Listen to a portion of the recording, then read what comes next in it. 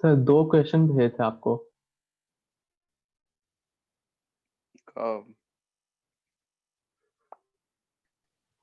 Sir बहुत कब पहले। भेजे हो? तो भूल भी गए होंगे यार।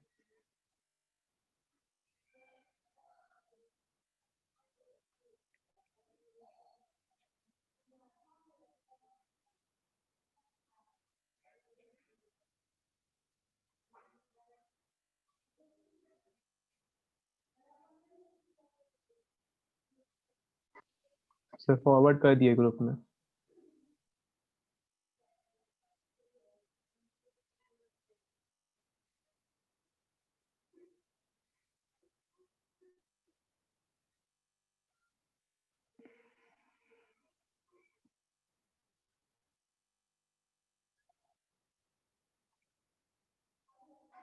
इसमें एक बहुत कैलकुलेशन है।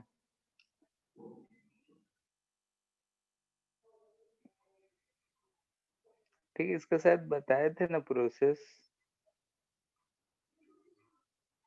हाँ, सर ई के फॉर्म में आ रहा है सर इसका आंसर। हाँ वैसा ही कुछ हैगा हर समय। जैसे हम गैसेस को बाहर निकाल रहे हैं तो उसका कंसंट्रेशन यानी मोल भी निकल रहा है। ठीक है, वॉल्यूम तो कंटेनर सेम है तो शायद वॉल्यूम कुछ formed out vessel constant volume rate. ठीक है, वॉल्यूम रेट कांस्टेंट से हम निकाल रहे हैं। अगर कंटेनर है तो कंटेनर का वॉल्यूम तो रहेगा ही V0।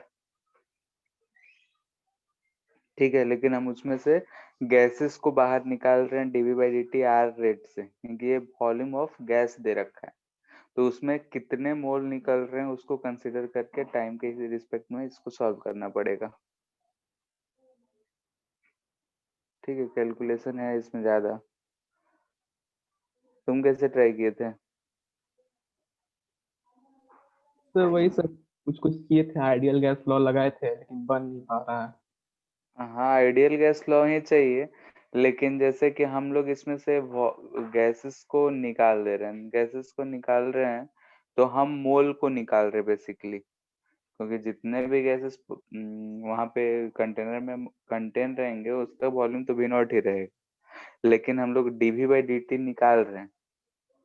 ठीक है, एक रेट से, तो जितने भी उसमें गैसेस हैं उसका उस रेट से नंबर ऑफ मोल्स निकलते जा रहे हैं।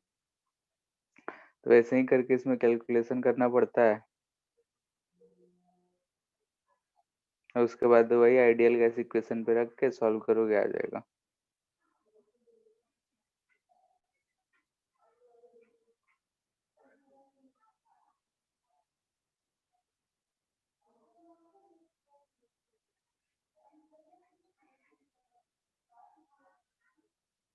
जो वॉल्यूम निकल रहा है उसको नंबर ऑफ मोल्स में कन्वर्ट करना होगा।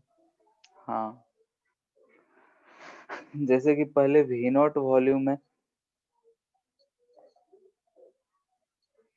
ठीक है, तो और V0 सर जो यहाँ पे वॉल्यूम में लिखा है कि pressure hmm, of the gas being taken out equals pressure inside the vessel, तो ये दोनों प्रेशर जो है पी नॉट के इक्वल होगा। कौन सा लाइन बोल रहे हो? The vessel is V0, ideal gas at pressure P0।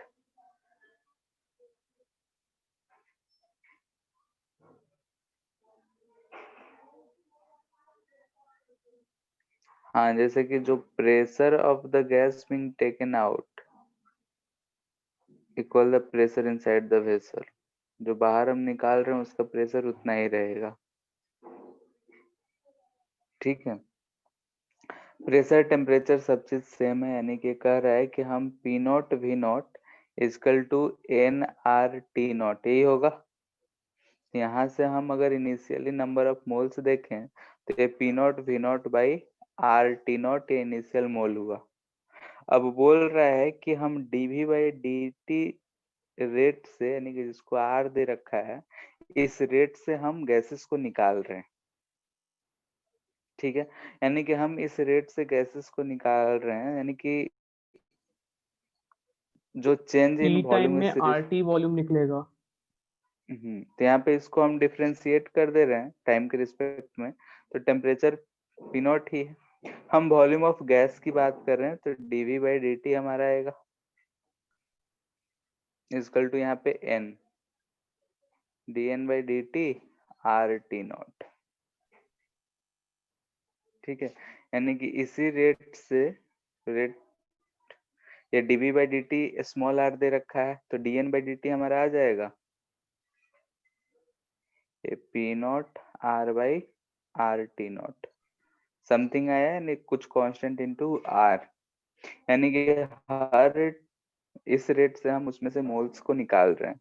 P not चूंकि बोल रखा है सेम है, इसीलिए हम यहाँ पे पी नॉट रखे हैं। टेम्परेचर को कांस्टेंट रखना है, आर आर ही है।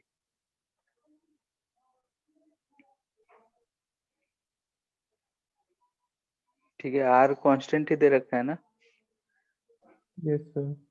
कुछ नहीं किया, कीपिंग द टेम्परेचर कांस्टेंट। ठीक है, तो हम सब क्या पूछा, the pressure of the gas is a function of time. तो प्रेशर ऑफ गैस क्या होगा? अच्छा,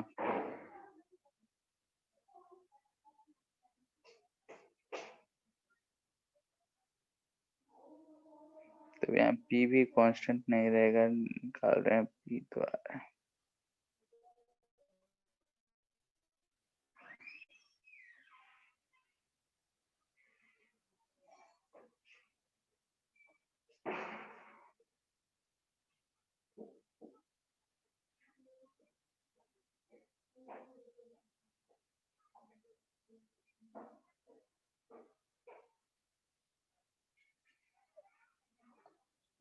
ठीक है, ये इक्वेशन आ रहा है।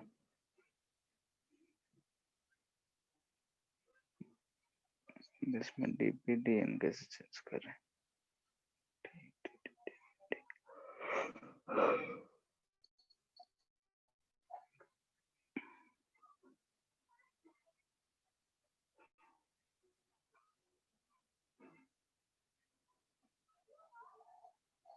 Constant volume not dv by dt।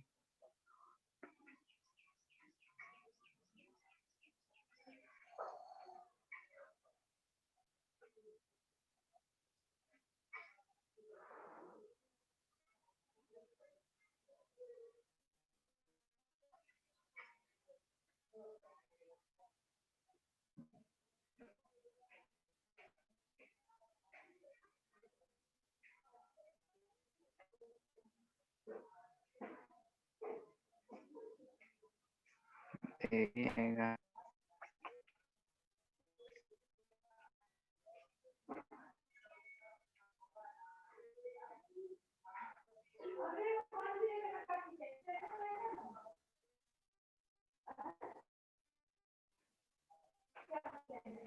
ठीक है, इसको बाद में देखते हैं, अभी माथे नहीं लग रहा है। ठीक है, So next question.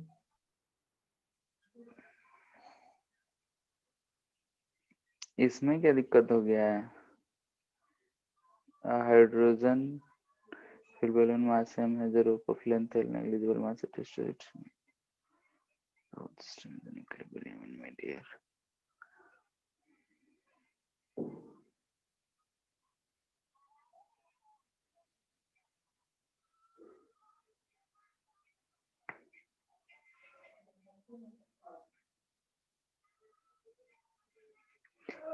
हाँ, तो मैन कितना ऊपर जा रहा है बताओ?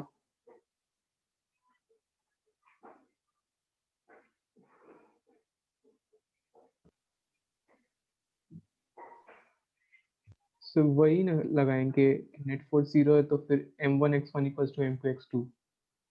हाँ, तो एच बलून नीचे आया है, तो मैन कितना ऊपर गया होगा? l minus h। हम्म,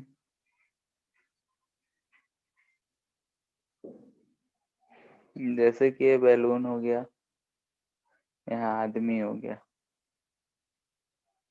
एल लेंथ का है, यहाँ लेट से किसका सेंटर ऑफ मास है। दोनों जब यहाँ पे आता है, ये बोल रहा है कि एच हाइट नीचे आया होगा, तो इधर से कितना गया होगा, एल माइनस एच। एच की बात करें, बलून का मास कितना है? Capital M. कैपिटल एम या स्मॉल एम?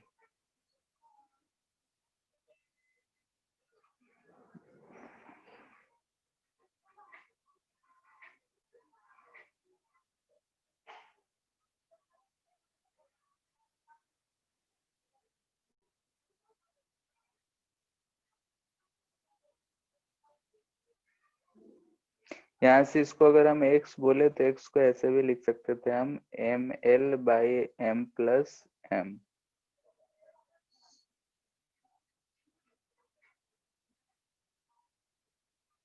तो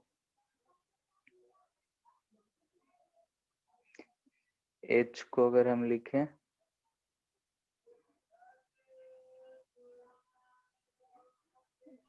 जाएगा small m l by m plus M.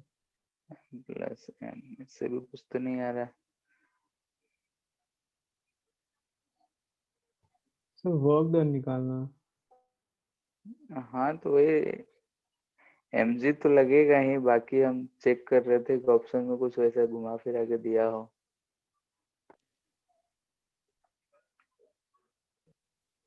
तो अपवर्ड फोर्स में कुछ एयर रेजिस्टेंस फोर्स लग रहा है, इस वजह से इक्विलिब्रियम में है।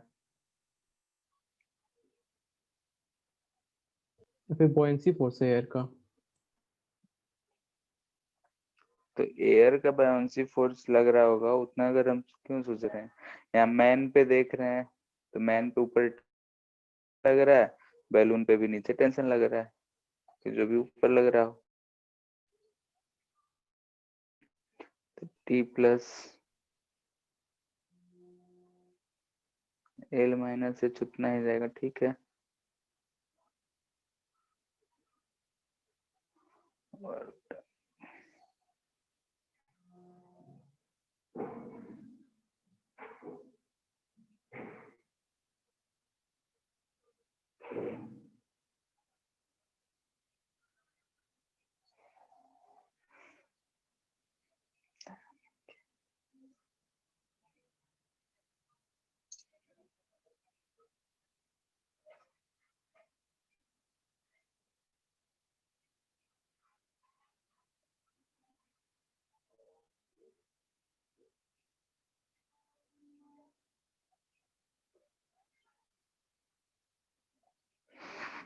सिर्फ हमसे पूछा work done by man in reaching the balloon is, man ने कितना वर्क करा।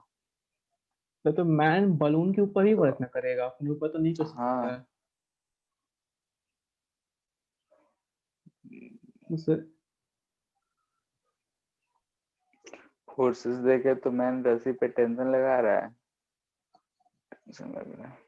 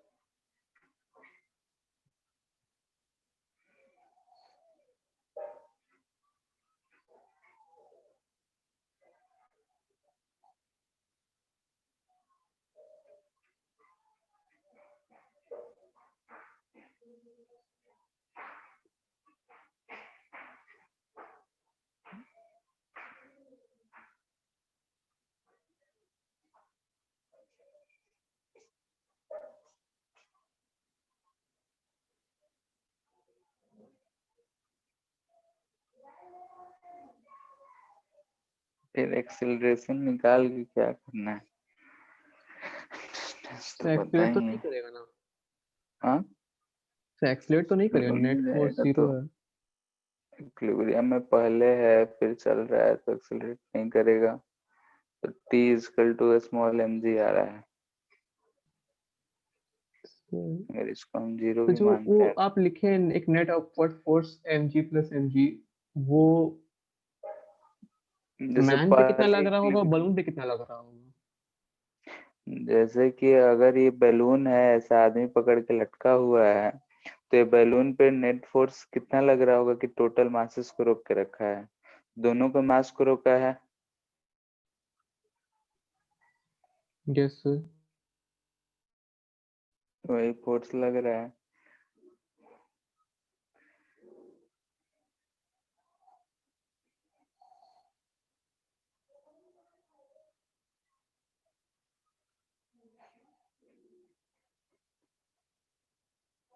आंसर क्या दिया इसका?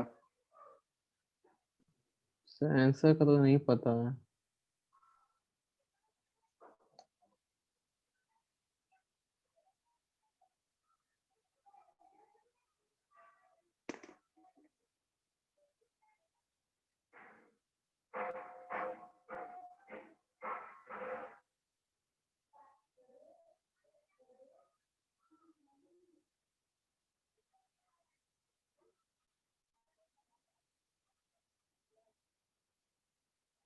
मैन जो है बैलून को ही खींचने में उतना कर रहा है, तो जो भी फोर्स लगा रहा होगा वो टेंशन वाला फोर्स ही लगा रहा है।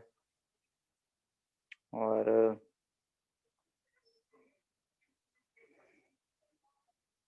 को बैलेंस करते हैं तो t equal to small m g दिख रहा है। स्मॉल एम जी एच होना चाहिए। ठीक है, इसको भी देखेंगे बाद में।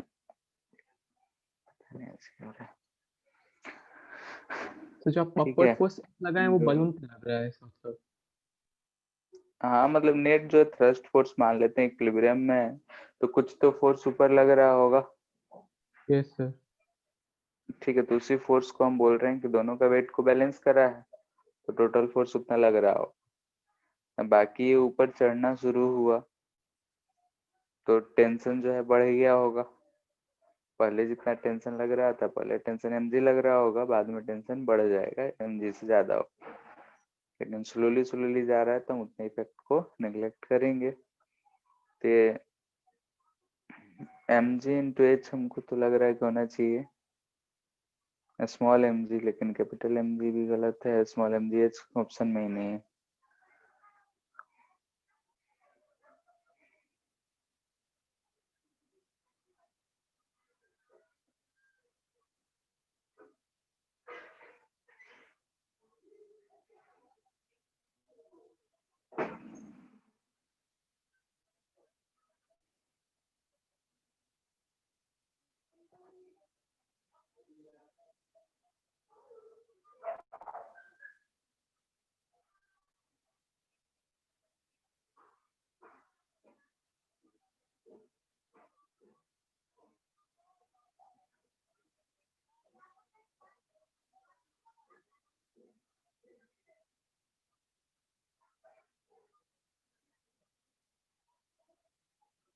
ठीक है, इसको बाद में देखते हैं।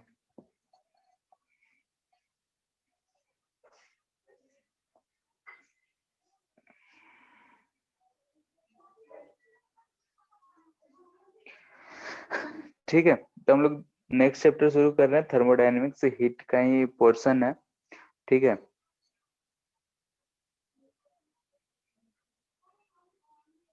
थर्मोडायनेमिक्स, जो थर्मोडायनेमिक्स है ये एक ब्रांच ऑफ फिजिक्स है, हम लोग बोलेंगे कि ब्रांच ऑफ साइंस, साइंस में फिजिक्स, जिसमें हम लोग बेसिकली डील करते हैं कि हीट एनर्जी को हम कैसे दूसरे एनर्जी यानी मैकेनिकल एनर्जी में कन्वर्ट करें। ठीक है, थर्मोडायनेमिक्स वो ब्रांच ऑफ फिजिक्स है, साइंस है, जिसमें हम लोग हीट एनर्जी से मैकेनिकल एनर्जी में कन्वर्जन के बारे में जानते हैं कि हीट एनर्जी को हम मैकेनिकल एनर्जी के तौर पे कैसे यूज कर सकते हैं, कैसे यूटिलाइज कर सकते हैं। तो बोल सकते हैं it is branch of physics science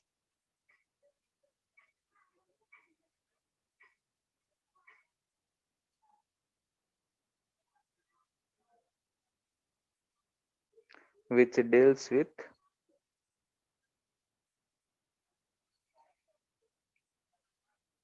a study of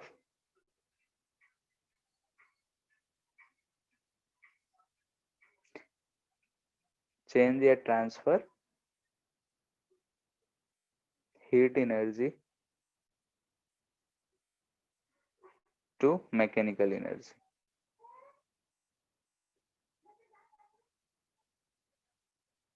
ठीक है, यानी कि इसमें हम लोग हीट एनर्जी को मैकेनिकल एनर्जी में कैसे कन्वर्ट करते हैं वही सब चीज के बारे में जाना जाता है। मैकेनिकल एनर्जी यानी बेसिकली अगर हम लोग ध्यान दें तो वर्क में कंसिडर हो जाता है, तो वही वर्क डन या इंटरनल एनर्जी ये सब चीज में होगा कि जो भी हम सिस्टम को हीट दे रहे हैं या फिर उससे निकालेंगे तो किस फॉर्म में जाएगा उसी सब चीज के बारे में इसमें हम लोग पढ़ते हैं। ठीक है, तो थर्मोडायनेमिक्स जो हो गया वही एक ब्रांच ऑफ साइंस है जिसमें हम लोग हीट एनर्जी को मैकेनिकल एनर्जी से रिलेट करके पढ़ते हैं, transfer of heat energy to mechanical या मैकेनिकल टू हीट।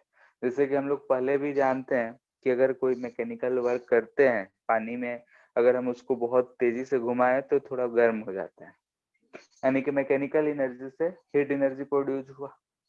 वैसे ही बहुत जगहों पे हम लोग हीट एनर्जी को यूज करके मैकेनिकल में यूटिलाइज करते हैं, जैसे बाइक, मोटरसाइकिल, गाड़ी, ये सारे चीज में यही चीज यूज होती है कि हम लोग फ्यूल डालते हैं, इंजन चलता है और इंजन से हम लोग स्पीड लेते हैं, नहीं को मैकेनिकल एनर्जी।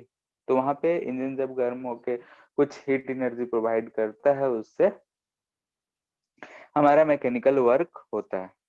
ठीक है, तो ऐसी जगहों पे हम लोग बोलते हैं हीट एनर्जी से मैकेनिकल एनर्जी में वर्क लेंगे। ठीक है, जैसे एक तरह से मोटर हो गया, पंखा चलता है तो उसमें इलेक्ट्रिकल एनर्जी यूज होता है, तो इलेक्ट्रिकल एनर्जी से मैकेनिकल एनर्जी, तो इलेक्ट्रिकल एनर्जी भी जो है एक तरह का उसमें हीट ही प्रोड्यूस कर रहा होता है। ठीक है, लेकिन हम लोग जनरली कहते हैं कि इलेक्ट्रिसिटी प्रोवाइड कर रहे हैं उसके कारण मैकेनिकल में जा रहा है, मोटर शुरू हुआ तो इसलिए वहां डायरेक्टली हम लोग कहते हैं electrical energy to mechanical energy. लेकिन यहाँ पे हीट है, यानी कि कुछ ना कुछ तरीके से हीट गिवन होगा सिस्टम को और वो हीट जो है कुछ वर्क करेगा, तो इसलिए यहाँ पे हम लोग बोलते हैं कि हीट एनर्जी से मैकेनिकल एनर्जी में कन्वर्जन होगा। उस चीज को हम लोग पढ़ते हैं थर्मोडायनेमिक्स।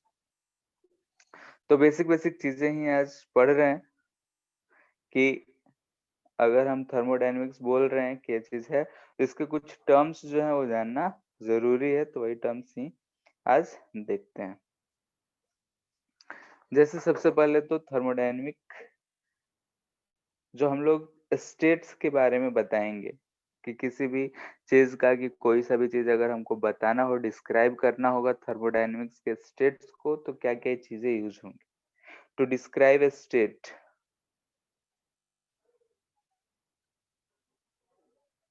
ऑफ सिस्टम, यानी कि जो भी सिस्टम होगा तो उसके लिए हम लोग जो टर्म्स यूज करते हैं जैसे प्रेशर, टेम्परेचर सबसे हम लोग वाकिफ है, वॉल्यूम, ठीक है, जनरली ये यूज करते हैं।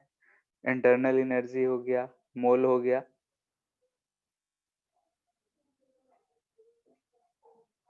ठीक है, ये सब हम लोग यूज करते हैं। ये सारे जो चीजें हैं ये स्टेट फंक्शन है। स्टेट फंक्शन और पाथ फंक्शन के बारे में केमिस्ट्री में डिटेल में बताया जाता है।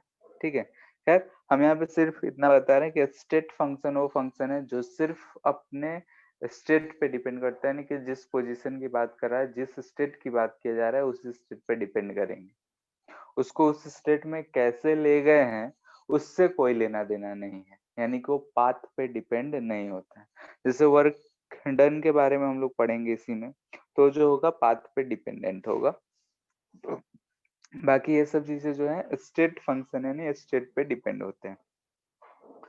इसके बाद है थर्मोडायनेमिक सिस्टम।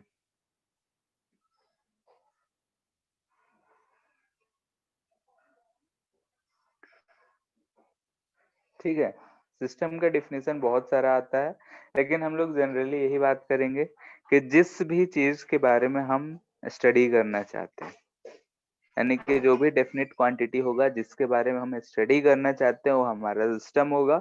उसके आसपास के जो भी चीजें होंगी वो उसको हम लोग बोलेंगे सराउंडिंग।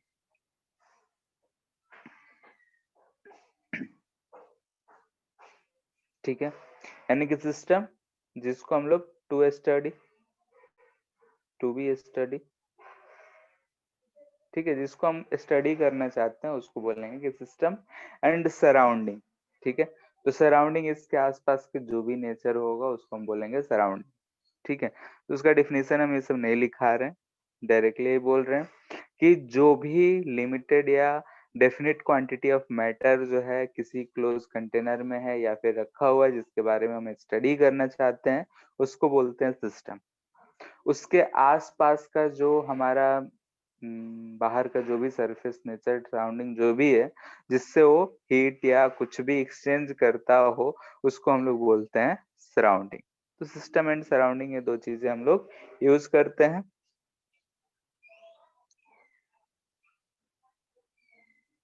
ठीक है, तो सिस्टम क्या है, सराउंडिंग क्या है, ये बात समझना चाहिए कि जो भी चीज के बारे में हम स्टडी करना चाहते हैं, अगर गैसेस के बारे में हम लोग मोस्टली इस चैप्टर में करने वाले हैं, तो गैस से तो किसी न किसी कंटेनर, क्लोज कंटेनर में हमको रखा हुआ मिलेगा। तो उस कंटेनर के अंदर जो भी चीजें हैं वो हमारा सिस्टम हो गया, उस कंटेनर के बाहर जो भी कुछ हो गया वो हमारा सराउंडिंग हो गया। हम जैसे अगर क्लासरूम में बैठे होते, क्लास के अंदर जो कुछ भी होता उसके बारे में हम जानना चाहते थे, बाहर से कोई लेना देना नहीं था, तो अंदर जो भी चीजें थी वो हमारी सिस्टम हो गया, बाहर की जो चीजें होंगी वो सराउंडिंग हो। ठीक है, अगर हम टाइप्स की बात करें, टाइप्स ऑफ सिस्टम थर्मोडायनेमिक ही है। ठीक है, तो ऐसा हो सकता है कि एक कोई हमको कंटेनर दिया हो, ठीक है, लेट्स से इसमें गैसेस है और यहाँ से हम हीट भी एक्सचेंज कर सकते हैं, लेट्स से, यानी कि हम यहाँ से अगर बर्नर लगा के हीट करते तो ये हीट भी हो जाता, साथ में यहाँ से कुछ पार्टिकल जो है वो भी एक्सचेंज हो जाता, यानी कि मैटर जो है इज ऑल्सो एक्सचेंज्ड। ठीक है, हीट भी एक्सचेंज हो रहा है और मैटर भी एक्सचेंज हो रहा है, तो ऐसे सिस्टम को हम लोग बोलते हैं कि ओपन सिस्टम है। ठीक है, यानी कि हीट प्लस मैटर दोनों के दोनों ही एक्सचेंज हो रहे हैं, तो इसको बोलेंगे हम लोग कि ओपन सिस्टम है। फिर आता है क्लोज सिस्टम।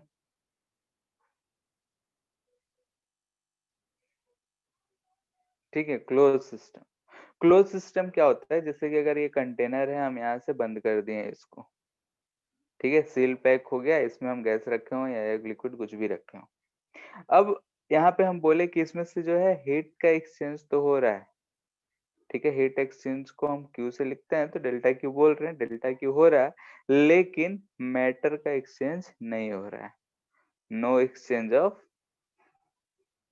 मैटर। यानी कि अगर हम इसको कुछ भी करें, इसमें जो भी चीजें हैं, जितने भी मोल के गैस होंगे, वाटर होगा, वो अंदर का अंदर ही रहेगा, तो ऐसे सिस्टम को बोलते हैं कि ये क्लोज सिस्टम है। ठीक है, फिर एक आता है आइसोलेटेड सिस्टम। जैसे कि अगर हमको ऐसे सिस्टम दे दे,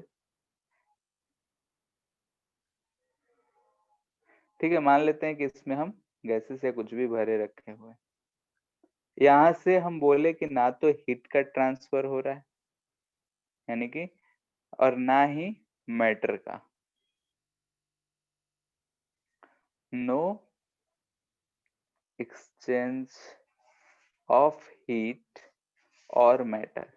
ठीक है, यानी कि सिस्टम जो भी है उस सराउंडिंग से ना तो हीट ही एक्सचेंज कर रहा है, ना ही मैटर ही एक्सचेंज कर रहा है, तो इसको हम लोग बोलते हैं आइसोलेटेड सिस्टम। यानी कि इसको जो है सराउंडिंग से कोई मतलब नहीं है, इसके सराउंडिंग में क्या है उससे कोई इसको लेना देना नहीं है, ये आइसोलेट है, अपने में खुश है, उसके पास जितना हीट है उतना से खुश है, उसके पास जितना मैटर है उससे वो खुश है, ना ही उसको हीट देना है, ना ही लेना है, ना ही उसको कुछ मैटर को एक्सचेंज करना है, ना ही कुछ मैटर इसको डोनेट करना है या फिर लेना है। तो ऐसे सिस्टम को हम लोग बोलते हैं आइसोलेटेड है, इसका सराउंडिंग से कोई लेना देना नहीं। बाकी ओपन सिस्टम है, तो ओपन सिस्टम का मतलब हुआ कि वो सराउंडिंग से हीट या मैटर दोनों ही एक्सचेंज कर सकता है। क्लोज सिस्टम, क्लोज सिस्टम में सिर्फ हीट का एक्सचेंज होगा, मैटर का एक्सचेंज नहीं होगा। ठीक है, अब इसमें थर्मोडायनेमिक्स है तो डिफरेंट तरीके के हम लोग प्रोसेसेस पढ़ते हैं, ये सिस्टम है तो डिफरेंट डिफरेंट प्रोसेसेस से ये हीट और मैटर का जो ट्रांसफर होता है, ये डिफरेंट डिफरेंट प्रोसेसेस से ये ट्रांसफर होता है। तो डिफरेंट प्रोसेसेस इसमें क्या है?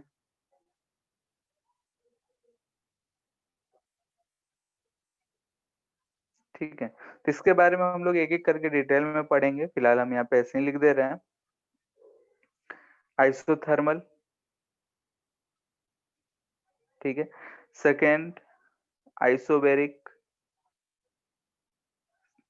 थर्ड आइसोकोरिक या फिर इसको आइसोवॉल्यूमेट्रिक भी बोलते हैं। फोर्थ एडियाबैटिक, ठीक है। Fifth cyclic non cyclic,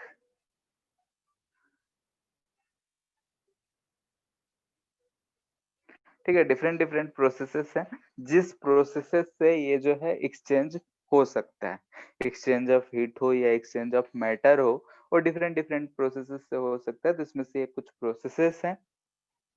isothermal process, जिसमें जो भी एक्सचेंज होगा हो लेकिन टेम्परेचर जो रहे वो कांस्टेंट रहे, तो ऐसे प्रोसेस को हम लोग आइसोथर्मल कहेंगे।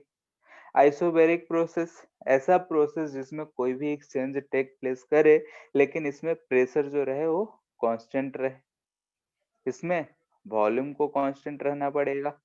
एडियाबैटिक, जो डेल्टा क्यू है ये जीरो रहेगा, नो हीट का एक्सचेंज नहीं होगा, मैटर का एक्सचेंज हो, प्रेशर वॉल्यूम में सब चेंज हो तो हो। और साइक्लिक एंड नॉन साइक्लिक है तो पाथ पे डिपेंड करता है, यानी कि टोटल अगर क्लोज रूप में फॉर्म करे उसके डिफरेंट केस प्रोसेसेस हैं जिसके हम लोग चर्चा करेंगे। एक छोटा सा और है क्वासी स्टैटिक, ये सिर्फ जनरल नॉलेज के लिए है तो इसलिए यहीं पे।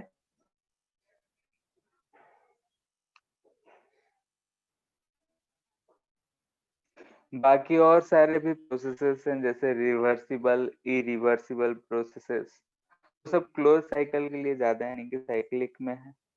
रिवर्सिबल प्रोसेस है कि इरिवर्सिबल प्रोसेस है, यहाँ से कहीं वापस से आ गए तो उसको बोलेंगे रिवर्सल। या इरिवर्सिबल भी बहुत सारे प्रोसेसेस होते हैं, ठीक है, जिसमें हम लोग वापस से वो चीज नहीं पा सकते। नेक्स्ट है क्वास्टेटिक प्रोसेस। क्वासिस्टिक प्रोसेस एक सिंपल सा थर्मोडायनामिक प्रोसेस है जिसमें कोई भी चीज टेक प्लेस कर रहा हो, कोई भी चेंजेस टेक प्लेस कर रहा है, यानी कि अगर हम कोई सिस्टम दे रखा है, उसके कुछ स्टेट्स दे रखे हैं, इनिशियली उसका प्रेशर, वॉल्यूम, टेम्परेचर कुछ भी दे रखा हो, ठीक है। ये जो ऐसा प्रोसेस है कि एकदम स्लो, वेरी स्लो प्रोसेस होगा, और ऐसा प्रोसेस कि ये लगभग लगभग हमको लगेगा कि इक्विलिब्रियम में ही है, यानी कि जो भी स्टेट है वो कुछ भी चेंज होता हुआ ना देखे, यानी कि ऐसा प्रोसेस जिसमें प्रेशर, वॉल्यूम, टेम्परेचर सब सेम रहे, कांस्टेंट रहे, ठीक है। तो उसको बोलते हैं क्वासी स्टैटिक प्रोसेस, यानी कि नियरली रिमेन्स इन इक्विलिब्रियम,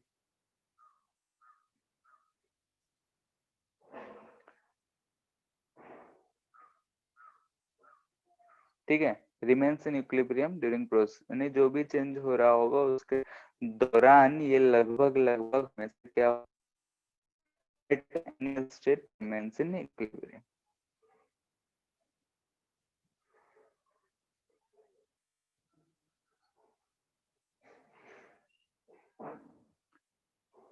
ठीक है। तो ऐसे प्रोसेस को, ये जो होगा वेरी स्लो प्रोसेस होगा, ठीक है। ऐसा प्रोसेस जो होता है वो बहुत ही स्लो होता है, वेरी स्लो प्रोसेस होगा, और ये रियली में ऐसा कोई आइडियल प्रोसेस माना जाता है, ठीक है। बहुत बहुत धीरे होगा और ये आइडियल, यानी कि आइडियलाइज बोलते हैं इसको, ठीक है। रियलिटी में ऐसा कोई प्रोसेस नहीं होता है।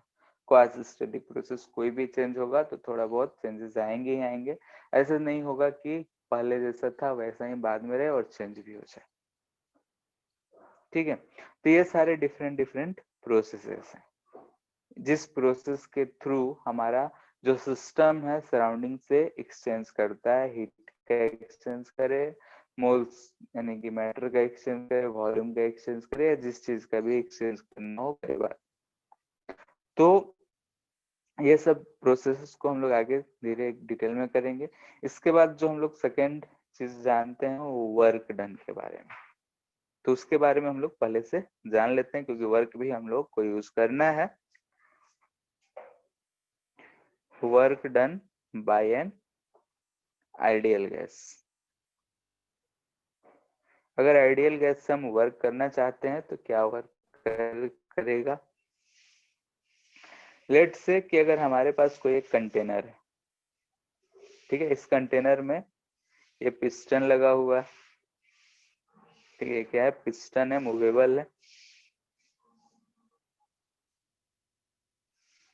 इसमें गैसेस है।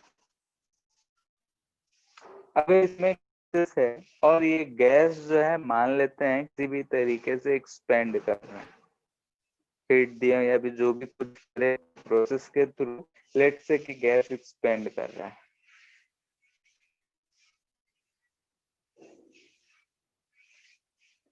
ठीक है, किसी भी प्रोसेस के थ्रू हम बोल रहे हैं। इनिशियली इसका लेट्स से कि इसका प्रेशर जो है P है, ठीक है। अब इसका जो एरिया है लेट्स से कि A, एक्सपेंड करके ये जो गैस है वो यहाँ तक आ रहा है, ठीक है, यहाँ तक ये एक्सपेंड कर गया, लेट्स से कि डेल्टा एक्स एक्सपेंशन होगा। तो क्या होगा, यहाँ पे हमको नीचे से दिख रहा है कि गैसेस जो है इस पे एक फोर्स लगा रहा होगा जो P इंटू ए होगा। तो इस फोर्स के कारण वर्क डन अगर हम निकालना चाहते हैं तो गैस ने जो वर्क करा है वो कितना किया है, F इंटू डी एक्स। अगर स्मॉल डी के लिए देखेंगे तो डी डब्ल्यू equal to f d x लिख सकते हैं, ठीक है। तो यहाँ से हम इधर W ही लिख रहे हैं, इधर क्या है F की जगह P A डी एक्स, ठीक है। तो यहाँ से हम लोग लिख सकते हैं P डी, ये वर्क डन हुआ V1 से V2। किसी भी प्रोसेस के लिए अगर हमको गैसेस से वर्क डन का पता करना हो तो ये हमारा सिंपलाइज्ड गैस से वर्क डन आ रहा है, ये क्या आ रहा है V1 से V2 तक अगर हम इंटीग्रेट कर दे तो ये हमारा वर्क डन बाई गैस आएगा, ठीक है। यहाँ ध्यान से देखो तो जो गैस ने वर्क करा है यहाँ डेल्टा भी एक्सपेंशन हुआ है, तो डेल्टा भी पॉजिटिव आएगा। साइन कन्वेंशन इसको याद रखें, क्योंकि केमिस्ट्री में पढ़ोगे तो इसका जस्ट अपोजिट। अपोजिट क्या है, वर्क डन बाय, यहाँ पे हमको दिख रहा है कि वर्क डन बाय गैस, ठीक है। वर्क डन बाय गैस जो है वो हम लोग लेंगे कि पॉजिटिव है इफ डेल्टा ही जो है ग्रेटर देन 0 है, यानी कि एक्सपेंशन हो रहा है। तो और ये जो है निगेटिव इफ डेल्टा भी इज लेस देन 0, कि अगर गैस वर्क करके एक्सपेंड कर रहा है, यानी कि जो भी यहाँ पे पिस्टन था उसको मूव करके ऊपर, यानी कि गैस ने पॉजिटिव वर्क करा है, तो हम लोग ले रहे हैं कि पॉजिटिव है, यानी कि गैस ने जो वर्क किया है एक्सपेंशन में उसको पॉजिटिव। अगर एक्सपेंशन नहीं हो रहा होगा यानी कि एक्सटर्नल जो होगा वो ज्यादा करा होगा तो उसको हम लोग निगेटिव लेंगे। इस चीज को हमेशा माइंड में बैठा के रखना है। एक्सपेंशन में work done by gas positive, compression में work done by gas negative, ठीक है। यानी कि यहाँ पे सिंपली खुद ही सोचो कि अगर हमारा गैस ने पॉजिटिव वर्क किया है, यानी गैस ने वर्क किया है, अगर गैस वर्क कर रहा है यानी कि एक्सपेंशन होगा। किसी भी कंटेनर में हम गैस को पुट कर दें तो हम जानते हैं कि गैस जो अंदर है वो हर वाल पे बाहर की तरफ फोर्स लगा रहा है और वो एक्सपेंड कर दे रहा है, यानी गैस ने पॉजिटिव वर्क करा है। लेकिन अगर हम बाहर से उसको कंप्रेस कर रहे हैं तो ही वॉल्यूम घटेगा। तो हम जो है उस गैस पे एक्स्ट्रा वर्क करके उसके वॉल्यूम को घटा रहे हैं, नहीं कि गैस का जो वर्क होगा उस समय हम लोग निगेटिव लेंगे। ठीक है, इस बात का ध्यान रखना है। केमिस्ट्री में जब यूज होगा तो वहां पे गैस की वर्क को निगेटिव में लिया जाता है, यानी कि एक्सपेंशन को वहां निगेटिव कर दिया जाएगा, कंप्रेशन को पॉजिटिव। तो इसलिए यहाँ पे जो चीज यूज है उस चीज को ध्यान में रखना है। इतना बात क्लियर है?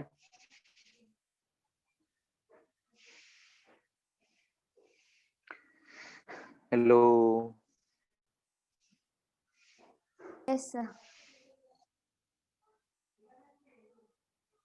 ठीक है, यहाँ से हमको दिख रहा है कि वर्क डन जो है इंटीग्रल ऑफ पी डीवी है। तो यहाँ से हम बोल सकते हैं कि एरिया अंडर पीवी कर्व क्या देगा?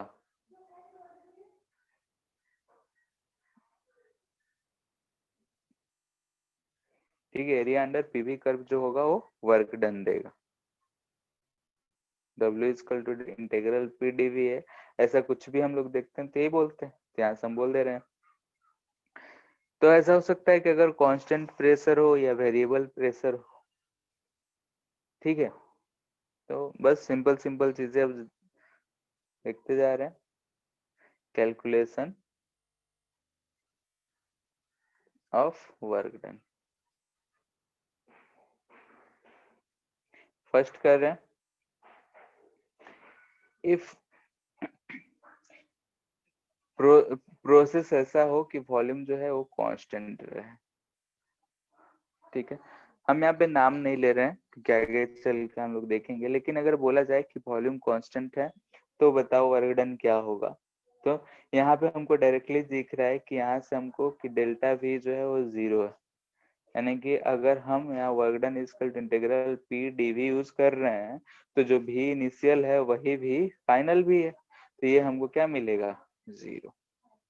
ठीक है, यानी कि आइसोकोरिक प्रोसेस जिसमें कांस्टेंट वॉल्यूम रहता है उसमें वर्क डन जो मिलेगा हमको 0 मिलेगा। सेकेंड, हो सकता है कि अगर हमको वर्क निकालना हो, ठीक है, ग्राफ दे दिया है, चलो यहीं पे बनाते हैं, जाते हैं। इसके लिए अगर हम देखेंगे तो अगर हम P इधर ले, V इधर ले, ठीक है, तो PV का कर्व है तो V जो है कांस्टेंट है, नहीं कि ऐसा कुछ ग्राफ होगा।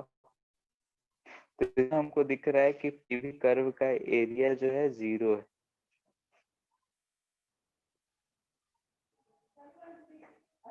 यानी कि वर्क डन जो होगा वो 0 होगा। सिंपल ऊपर से ही कर सकते हैं। Second, if P is constant, ठीक है, प्रेशर कांस्टेंट हो तो वर्क डन क्या है? Integral of p dv. P constant है तो हम उसको बाहर निकाल सकते हैं, डीवी वी इनिशियल से वी फाइनल।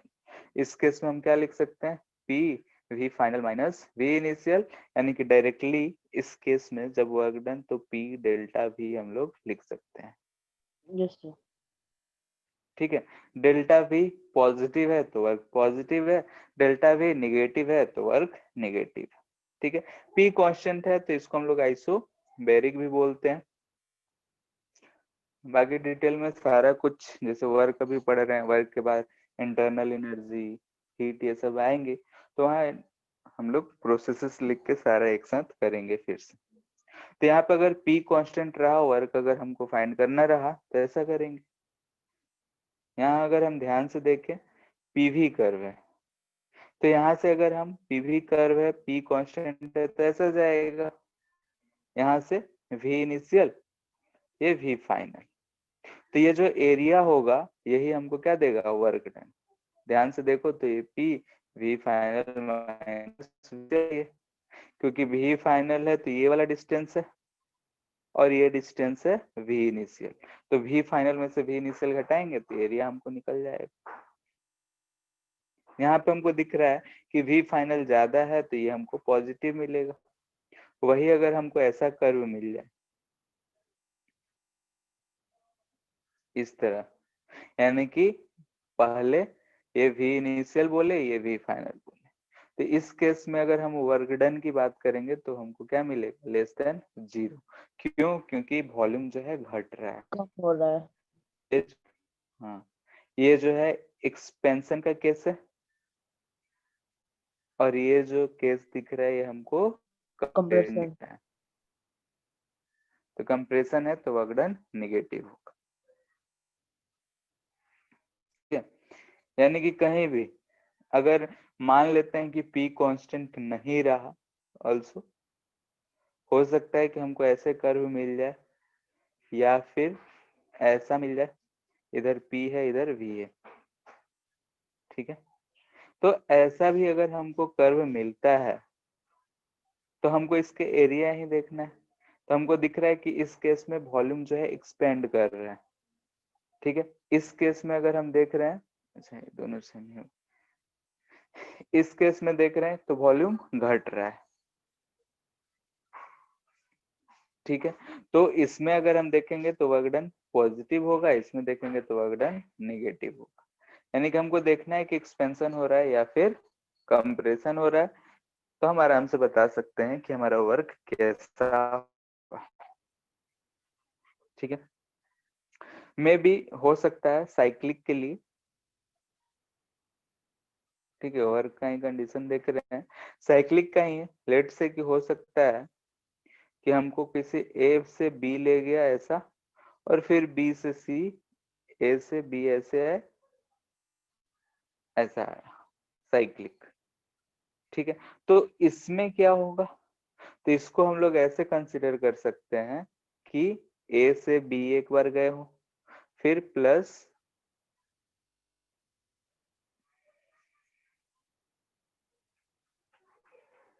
ऐसा।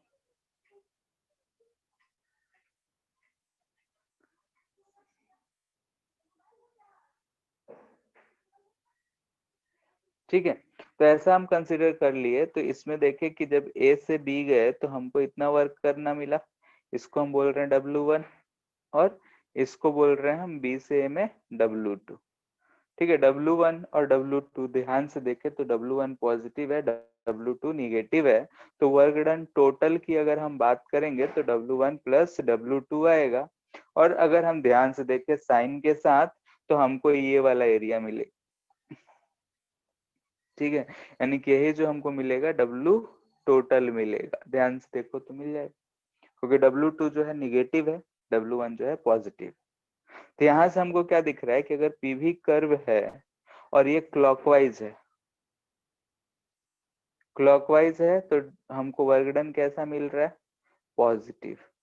वही अगर एंटी क्लॉकवाइज होता, ठीक है, लेट से कि ऐसा होता,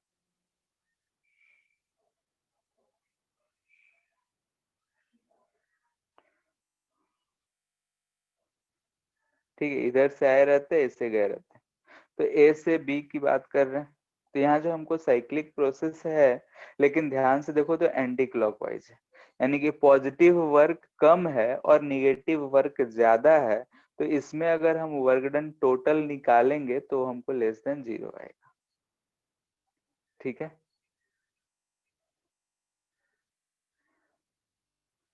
ठीक है, तो ध्यान से हम चेक कर सकते हैं कि पॉजिटिव वर्क ज्यादा है या नेगेटिव वर्क ज्यादा है। जो ज्यादा रहेगा वो चीज आएगा।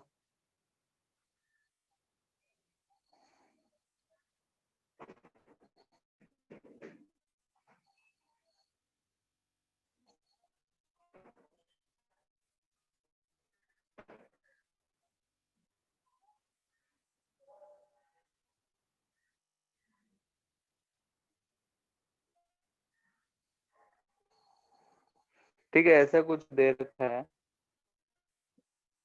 ये P1 P2 V1 V2, इसका वर्क क्या होगा इस साइक्लिक के लिए, यानी कि इसका एरिया क्या होगा।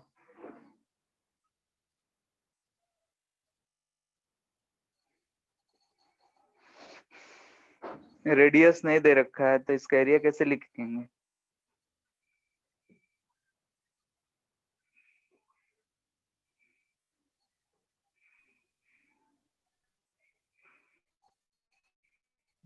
पाई v2 माइनस v1 का स्क्वायर,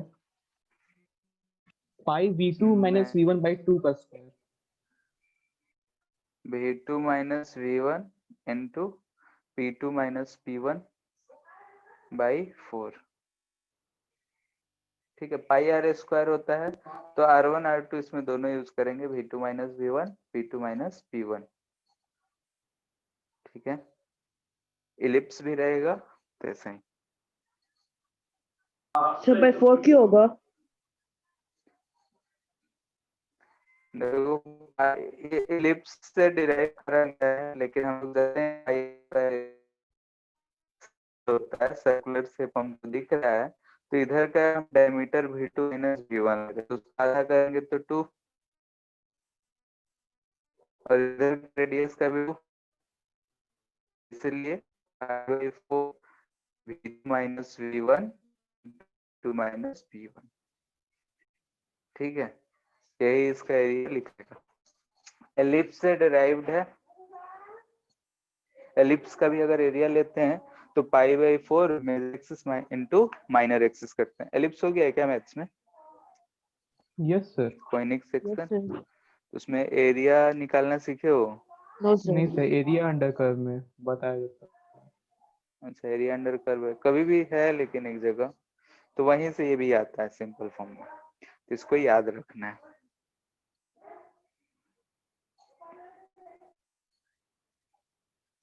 इसके बाद है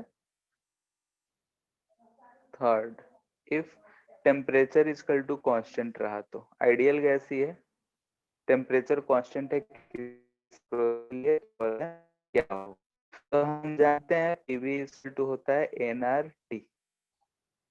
ठीक है, टेम्परेचर सर कांस्टेंट यानी जनरली हम n को भी कांस्टेंट ही मानते हैं। हाँ सर, पिछला क्वेश्चन क्लॉकवाइज था कि एंटी क्लॉकवाइज? तो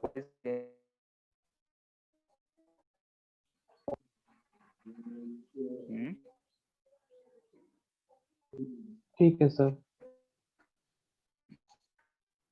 तो यहाँ पे PV इक्वल टू nRT, तो हम n सिविल गैसेस के लिए हम एक कंडक्टर की बात कर रहे होते तो कांस्टेंट ही लेते हैं। फिलहाल हम बोल रहे कि टेम्परेचर कांस्टेंट है, जब तक कि n के बारे में ना कहा जाए तब तक हम लोग उसको कांस्टेंट ही मानते। तो यहाँ से हमको क्या दिख रहा है कि PV इक्वल टू nRT यानी P equal to nRT by V।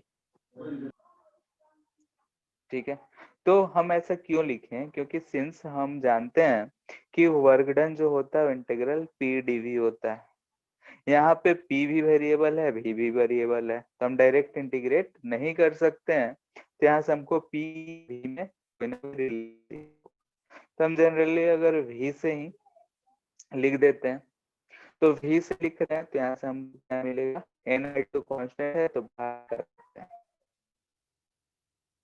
1 by V dV मिल रहा है। लेट से कि V1 से V2 जा रहा है। ठीक है, तो यहाँ से वर्क डन अगर लिखेंगे तो क्या लिखेंगे, nRT ln V2 V1। इसमें क्योंकि 1 बाई ही है तो 1 बाई x dx का इंटीग्रेशन लॉग ही आता है।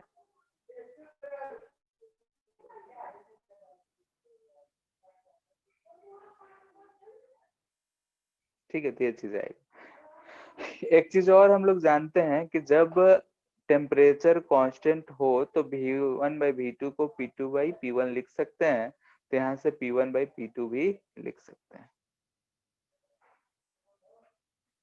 ठीक है, since P1 V1 equal to P2 V2। ठीक है, P1 V1 equal to P2 V2 होता है, तो V2 बाई V1 हमको दिख रहा है कि P1 बाई P2 हम लिख सकते हैं। तो अगर हम कांस्टेंट टेम्परेचर की बात करें तो उस समय वर्क निकालना होगा, तो nRT ln V2 V1। बाकी कोई सा भी प्रोसेस दिया रहे PdV को आराम से यूज करके हम लोग फाइंड कर सकते हैं।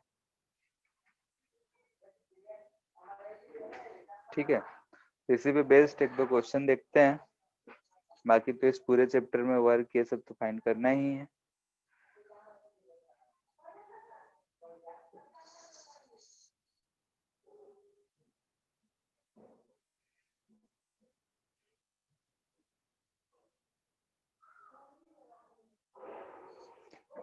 ठीक है, एक तो ऐसा ही सिंपल सा क्वेश्चन है, तो बोल रहे हैं सुन लो, ठीक है। फिगर बना देंगे तो फिर कुछ रह नहीं जाएगा। ध्यान से सुनो कि एक गैस है जिसका initial pressure, volume and temperature जो है p naught, v naught and t naught है, ठीक है। हम इसको एक्सपेंड कर रहे हैं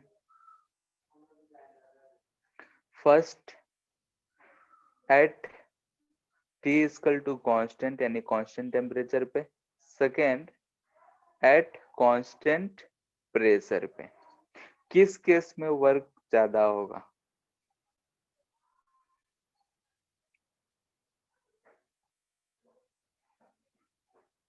बोलो।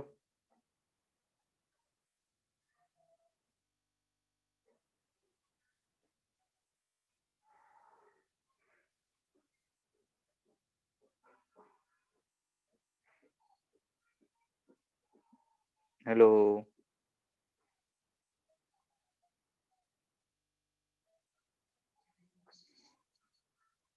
Hello, Yes, sir. किस केस में वर्क ज्यादा होगा?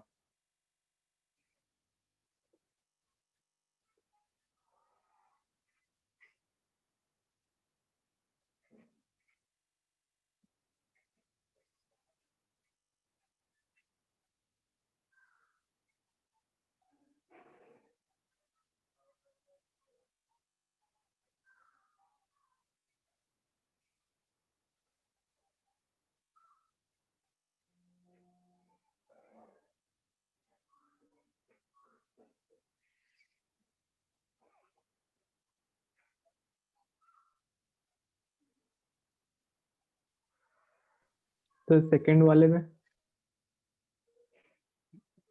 ठीक है, So second वाला. कैसे किए? तो क्योंकि पहले में टेम्परेचर कांस्टेंट है, तो फिर अगर हम लोग वॉल्यूम बढ़ाना चाहेंगे तो फिर प्रेशर भी घटने लग जाएगा, लेकिन Yes, sir. दूसरे वाले में प्रेशर कांस्टेंट रहेगा। ठीक है, हाँ। अगर हम कोई भी सेम Pressure वी वाले नॉट से को बदल रहा है. वी फाइनल तक जाते हैं तो कांस्टेंट प्रेशर वाला यही लाइन है, और टेम्परेचर कांस्टेंट का ऐसा लाइन आता है। ये सब तो हम लोग जानते हैं ना, पीवी कर्व है, टेम्परेचर कांस्टेंट है तो हाइपरबोला बनता है, ठीक है। Yes sir. अब यहाँ से एरिया देखोगे तो एरिया कौन सा ज्यादा है? प्रेशर कांस्टेंट वाला। तो work done at P constant जो है ज्यादा होगा वर्क डन टी कांस्टेंट, ठीक है। एरिया से हमको दिख रहा है, ठीक है। दोनों से एरिया हम कंपेयर कर सकते हैं, आराम से बता सकते हैं।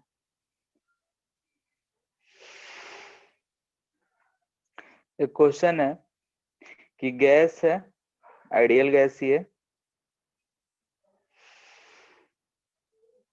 ठीक है। प्रोसेस जो है P equal to alpha v square है, ठीक है। P equal to alpha v square है, अल्फा जो है वो कांस्टेंट है, ठीक है।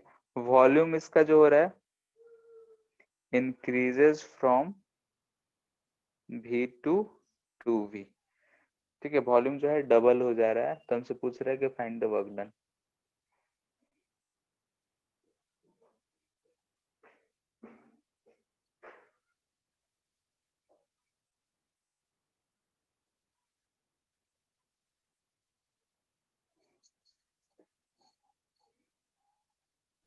Alpha 7 v³/3।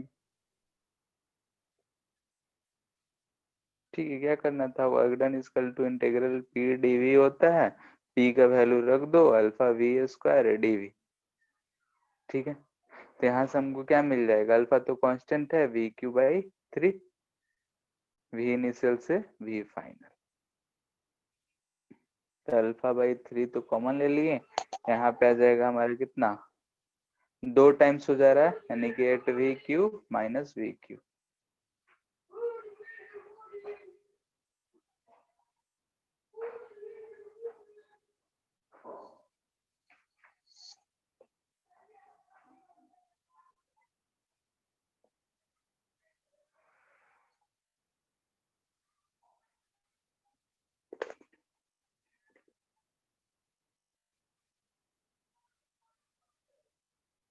एक ऐसा कर्व दे रखा है, टीवी कर्व है,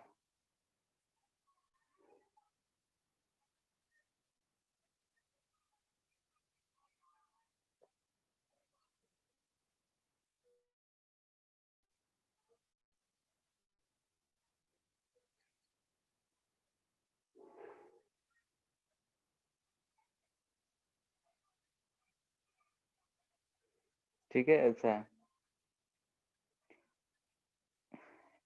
n मोल गैस है, टोटल वर्क पूछ रहे हैं।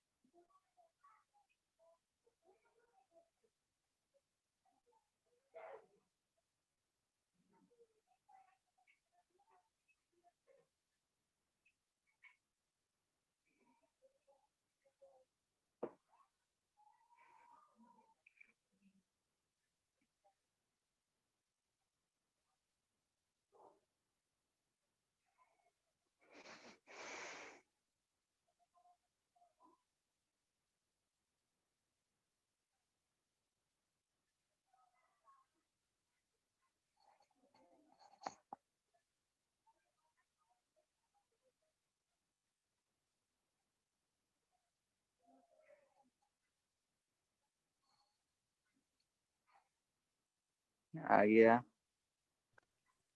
nRT0 ln 2। ठीक है, ठीक है, देखो ए बी और सी डी वाला दोनों जो है वॉल्यूम कांस्टेंट है, वॉल्यूम कांस्टेंट है तो वर्क जीरो होगा, हम डायरेक्टली वर्क जीरो लिख दिया सिंस वॉल्यूम इज कांस्टेंट। अब बच गया बीसी प्रोसेस और डीए प्रोसेस। तो बीसी प्रोसेस हमको दिख रहा है कांस्टेंट टेम्परेचर है, तो एनआर टेम्परेचर कितना कांस्टेंट है, तो 2T0 L N. V2 by V1 आ रहा था, यानी कि 2V0 बाई V0, ठीक है, यानी कि यहाँ से आ जा रहा है 2nRT0 ln2। वैसे ही वर्क डन अगर हम डीए फाइंड करेंगे तो ये nRT0 ln, यहाँ पे फाइनल वॉल्यूम है V0 से 2V0 जा रहा है, यानी कि हम इसको लिख सकते हैं माइनस nRT0 ln2। ठीक है, 1/2 आएगा, 1/2 है तो हम माइनस कर सकते हैं। तो टोटल वर्क की अगर बात किया जा रहा है तो हम सबको जोड़ देंगे, तो सबको जोड़ने से हमको क्या मिल रहा है, nRT0 ln2।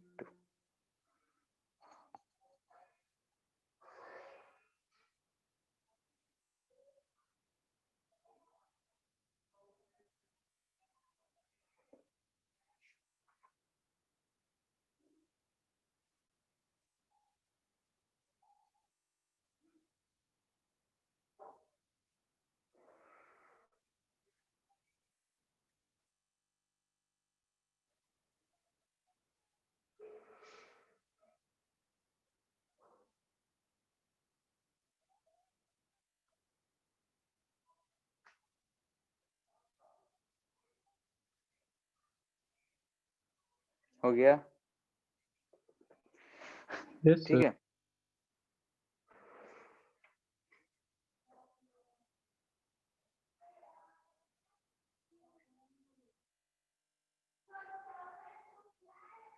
ऐसे ऐसे बहुत सारे क्वेश्चन बन सकते हैं, ठीक है, तो आगे चलते हैं। अब इतना ही है, सिर्फ वर्क डन ही सीखे हैं तो और क्या कर सकते हैं। इसके बाद आता है हम लोग का, जैसे हीट आएगा इंटरनल एनर्जी यूज होगा, ठीक है। तो उससे पहले हम लोग देख लेते हैं हीट इन थर्मोडायनेमिक्स।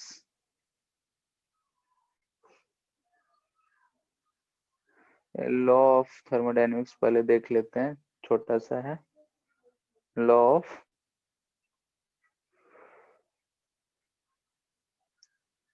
थर्मोडायनेमिक्स फिर एक एक करके देखेंगे। ठीक है, लॉ ऑफ थर्मोडायनेमिक्स जनरली जितने भी लॉज होते हैं वो फर्स्ट, सेकंड, थर्ड, फोर्थ ऐसे चलते हैं, लेकिन थर्मोडायनेमिक्स का लॉ जो शुरू होता है वो कहाँ शुरू होता है? 0। बोलो, जीरो से। ठीक है, तो इसमें 3 लॉ होते हैं, जीरो, फर्स्ट एंड सेकंड। तो जीरोथ लॉ,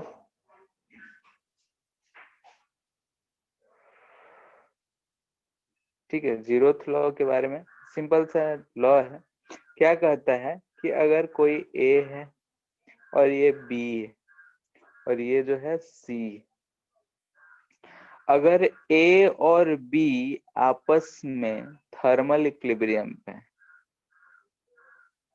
ठीक है,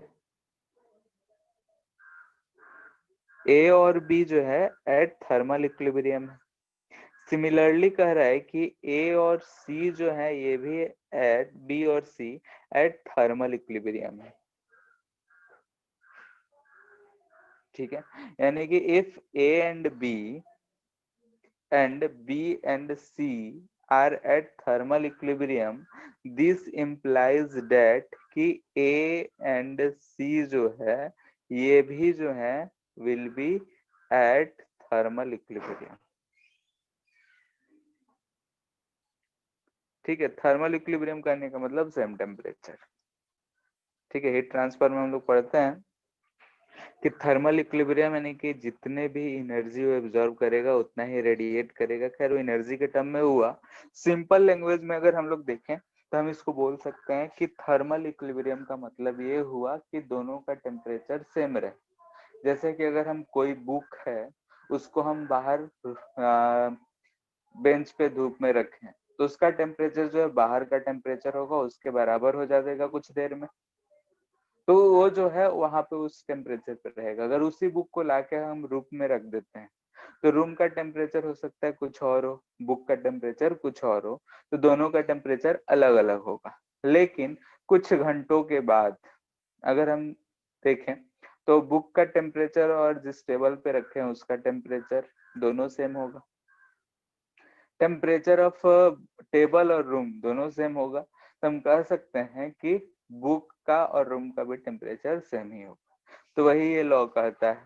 और जीरो इसलिए हुआ क्योंकि बहुत ही बेसिक है, इसमें कुछ है नहीं जानने के लिए, और बाकी सब लॉ पहले से आ चुके थे, तो इसको थर्ड लॉ में रखने के फायदा कुछ था नहीं, तो इसलिए इसको पहले ही रखने के लिए लोगों ने कहा कि इसको जीरोथ लॉ में ही रखा जाए।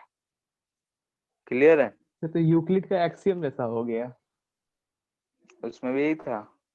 A इक्वल्स टू B है और B इक्वल्स टू C है तो A इक्वल्स टू C हो जाएगा। हाँ वही चीज है। ठीक है, इसके बाद है फर्स्ट लॉ ऑफ थर्मोडायनेमिक्स। ठीक है, ये लॉ बहुत बाद में आया, जब तक फर्स्ट लॉ और सेकेंड लॉ प्रचलित हो चुके थे और इस लॉ में कुछ था ही नहीं, तो लोगों ने बोला कि इसमें थर्ड रखने लायक क्या है, तो इसलिए जीरोथ रखना पड़ा। नेक्स्ट हम लोग का first law of thermodynamics. First law of thermodynamics क्या कहता है कि मान लेते हैं कि हमारे पास कोई एक कंटेनर है, ठीक है, यहाँ पे इस पे एक पिस्टन लगा हुआ है लेट से, ठीक है, मूवेबल पिस्टन है। हम यहाँ पे ऐसा एक हीटर लगा दिए, ये लगाने का मतलब पर्पस ये हुआ कि हम यहाँ से हीट सप्लाई कर रहे हैं, तो यहाँ से हम इसमें कुछ हीट दिए, ठीक है, हम क्यू जो है इसमें गैसेस को भरे हुए हैं और इस गैसेस को कुछ हीट दिए, ठीक है, यानी कि हम गैसेस को जैसे ही हीट करेंगे तो उसका टेम्परेचर बढ़ेगा, टेम्परेचर बढ़ेगा उसका इंटरनल एनर्जी बढ़ेगा, ठीक है, यानी कि वाइब्रेशंस बढ़ेंगे, वाइब्रेशंस बढ़ेगा तो ये जो है वाल है, इस वाल पे वो प्रेशर बढ़ाएगा, प्रेशर बढ़ाएगा तो हो सकता है कि इस पिस्टन के वाल को बाहर ऐसे धक्का दे के आगे पहुंचा दे, ठीक है। तो फर्स्ट लॉ ऑफ थर्मोडायनेमिक्स यही कहता है कि जो भी हम हीट दिए हैं, यानी कि heat given to the system will be utilize, यानी कि डेल्टा क्यू जो भी दिए हैं, चेंज इन हीट जो भी हम करे हैं वो यूटिलाइज किस में होगा, तो पहला कि जैसे ही हमने हीट दिया तो उसमें जो मॉलिक्यूल्स हैं उसका टेम्परेचर इंक्रीज होने से उसका एनर्जी इंक्रीज होगा। ठीक है, अगर हम टेम्परेचर इंक्रीज करेंगे तो उनमें वाइब्रेशनल एनर्जी, रोटेशन, जो मूव करने की टेंडेंसी होगा बहुत ज्यादा हो जाएगा, तो हम बोलेंगे कि उसका जो एनर्जी है वो बढ़ जाएगा, बहुत ही ज्यादा उछलना शुरू हो जाएगा। वैसे ही जैसे कि अगर गर्मियों के सीजन में हम छत पे कपड़ा सूखने डाले हैं, मान लेते हैं दोपहर का टाइम हुआ, मम्मी यही बोलेगी जाके लेके आओ नहीं तो जल जाएगा, कलर खराब हो जाएगा। तो हम जल्दी में थे, सीरियल देख रहे थे, बिना चप्पल के चले जाएंगे तो क्या होगा, हम भी उछलना शुरू कर देंगे। जितना तेजी से जाएंगे उतना ही तेजी से आने का कोशिश करेंगे, यही होगा। क्यों? क्योंकि हीट जब लगता है तो हमारा काइनेटिक एनर्जी बढ़ जाता है। वैसे ही यहाँ भी मॉलिक्यूल्स जो होंगे वहां पे जब हम उसको हीट दिए हैं तो उसके काइनेटिक एनर्जी जो होंगे वो बढ़ चुके होंगे। तो जो हम हीट गिवन किए हैं वो इसका काइनेटिक एनर्जी बढ़ाने में यूटिलाइज हुआ है। साथ में अगर ये मूवेबल पिस्टन है तो अगर ये मूवेबल पिस्टन है तो ये जो है गैसेस हैं, इस पे जो है ऐसे प्रेशर लगा रहे थे, वो भी प्रेशर लगाना शुरू करेंगे और पिस्टन को धक्का भी देंगे। तो ये जो हीट है वो दो चीजों में यूटिलाइज हो रहा है, एक तो इंटरनल एनर्जी बढ़ाने में, दूसरा कुछ वर्क करने में। ठीक है, यानी कि हीट फर्स्ट लॉ यही कहता है, heat given to the system, ये क्या है, हीट गिवन, ये क्या है, इंटरनल एनर्जी, और डेल्टा डब्ल्यू क्या है, वर्क डन बाय गैस। ठीक है, यानी कि फर्स्ट लॉ ये कहता है heat given to the system will be utilized in increasing the internal energy of the system and doing some work. ठीक है, यानी कि सिस्टम कुछ वर्क भी करेगा और इंटरनल एनर्जी इंक्रीज होगा। ठीक है, यानी कि स्टेटमेंट में लिखना चाहें तो हम बोल सकते हैं कि heat given to the system, system या फिर गैस कह सकते हैं, is utilized to increase its internal energy and doing some work। ठीक है, यानी कि जो भी हीट हम दिए होंगे ये दो चीजों में यूज हो। यहाँ से हमको ये दिख रहा है कि ये एक special case of conservation of energy है।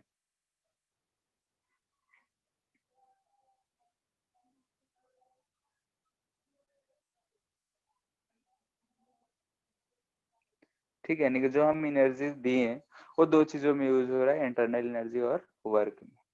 ठीक है, तो इसको हम सिंपली ऐसे ही लिखते हैं कि delta Q equal to delta U plus delta W, या Q equal to delta U plus W भी लिख दिया जाता है कि इनिशियली हीट 0 था, इनिशियल वर्क 0 था, तो उस हिसाब से। तो बाकी डेल्टा के फॉर्मेट में है ऐसा है। साइन कन्वेंशन,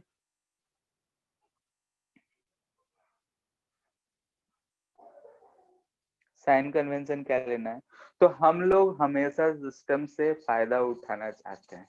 इस बात को ध्यान रखना है कि हम लोग सिस्टम से फायदा उठाना चाहते हैं। ठीक है, तो जो भी सिस्टम वर्क करके हमको देगा वो हमारे लिए पॉजिटिव होगा। ठीक है, तो हम तीनों चीज के लिए लिख देते हैं। पहले क्यू के लिए, तो ये हमारा पॉजिटिव हो सकता है या फिर निगेटिव हो सकता है। पॉजिटिव कब होगा, जब हीट हम लोग दिए होंगे, गिवन टू सिस्टम। ठीक है, गिवन या सप्लाइड कह सकते हैं। ये हीट ड्रॉन फ्रॉम सिस्टम। ठीक है, अगर सिस्टम से हीट लिए होंगे तो निगेटिव, हीट अगर हम सिस्टम को सप्लाई किए हैं या दिए हैं तो उसके लिए पॉजिटिव। सिमिलरली वर्क के लिए तो हम लोग जानते ही हैं, पॉजिटिव या निगेटिव। पॉजिटिव कब होगा, जब गैस या सिस्टम वर्क करके दे। ठीक है, work done by the gas. ठीक है, यानी कि expansion, when work done on the gas, ठीक है, यानी कि कंप्रेशन, ठीक है, बाय द गैस और ऑन द गैस, गैस ने किया या गैस पे हुआ, गैस ने किया तो पॉजिटिव, गैस पे हुआ तो नेगेटिव। वैसे ही हम लोग डेल्टा यू की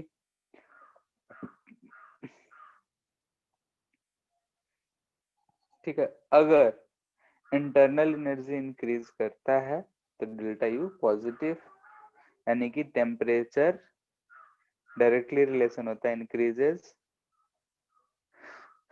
इंटरनल एनर्जी इंक्रीजेस, इसका टेम्परेचर डिक्रीजेस डिक्रीजेस, ठीक है। बस साइन के लिए हम लोग ये चीज को कंसिडर करेंगे, यानी कि क्यू का साइन, यानी कि हीट अगर हम सिस्टम को देंगे तो पॉजिटिव, हीट अगर निकालेंगे तो नेगेटिव, वर्क डन गैस करके देगा तो पॉजिटिव, गैस पे करेंगे तो नेगेटिव, टेम्परेचर बढ़ेगा तो इंटरनल एनर्जी बढ़ेगा, टेम्परेचर घटेगा तो इंटरनल एनर्जी घटेगा। जो हम लोग काइनेटिक एनर्जी लिखे थे 3/2 kT या F/2 nRT, तो वही चीज हम आगे चल के देखेंगे कि वो इंटरनल एनर्जी को रिप्रेजेंट करता है। अलग केसेस में किस कंडीशन में क्या करेगा उस चीज को हम लोग देखेंगे। तो वहां से हमको देखा था कि जो काइनेटिक एनर्जी था वही इंटरनल एनर्जी होगा, क्योंकि पोटेंशियल एनर्जी तो कुछ होता नहीं है, क्योंकि हम इंटरेक्शन को ऐसे ही हटा चुके हैं। तो जो भी हमारा इंटरनल एनर्जी या काइनेटिक एनर्जी था वो डायरेक्टली प्रोपोर्शनल टू टेम्परेचर था। तो इसीलिए हम बोल रहे हैं कि टेम्परेचर अगर हम बढ़ाएंगे तो इंटरनल एनर्जी जो है बढ़ेगा, और टेम्परेचर घटाएंगे तो इंटरनल एनर्जी घटेगा। क्लियर है? तो ये है हमारा फर्स्ट लॉ ऑफ थर्मोडायनेमिक्स, ठीक है। अभी ये जो लॉ है इसमें भी डिमेरिट है कि इसका डिमेरिट बाद में देखेंगे जब सेकेंड लॉ शुरू करेंगे तो, ठीक है। यानी कि किस कंडीशन में कैसे हो रहा है उस चीज के बारे में नहीं बताता है। तो खैर ये था हमारा फर्स्ट लॉ ऑफ थर्मोडायनेमिक्स, यानी कि जो भी सिस्टम को जो हम हीट देंगे वो दो चीजों में कन्वर्ट होगा, एक इंटरनल एनर्जी बढ़ाने में, दूसरा जो है वर्क डन करने में। ऑफ कोर्स यहाँ पे हम लोग no loss to the surrounding assume कर रहे हैं कि जो हम हीट दिए हैं उस सराउंडिंग में कहीं लॉस नहीं हो रहा है, ठीक है, नहीं कि हम लॉसेस को नहीं मान रहे। जो हम कंटेनर का जो भी क्या बोलते कंटेनर जिस चीज का बना होगा उससे हम ये कंसिडर कर रहे हैं कि जो भी हीट हम गैस को दिए वो गैस ही यूटिलाइज कर रहा है, ये नहीं कि एटमॉस्फेयर में भी लॉस हो जा रहा है। इस चीज को नेग्लेक्ट करने के बाद ये लॉस, सो सेकंड लॉ ठीक ऑफ है, थर्मोडायनामिक्स क्या है? उसको हम लोग बाद में देखेंगे। उसमें जनरली स्टेटमेंट ही है, ठीक है। उसमें जो है अलग अलग लोगों के अलग अलग स्टेटमेंट्स हैं, और वो यही स्टेटमेंट्स है कि ऐसा कोई इंजन तो नहीं बना है। बायो में पढ़ते हैं, बायो में पढ़ा जाता हम है। लोग उसमें तो पता नहीं क्या है, बायो का हमको नहीं आइडिया है। फिजिक्स में तो हम लोग डिफरेंट डिफरेंट स्टेटमेंट्स ही पढ़ते हैं, जैसे कि क्लॉसियस स्टेटमेंट है तो वो कहता है कि ऐसा कोई मशीन नहीं बना है कि खुद ब खुद वर्क करे।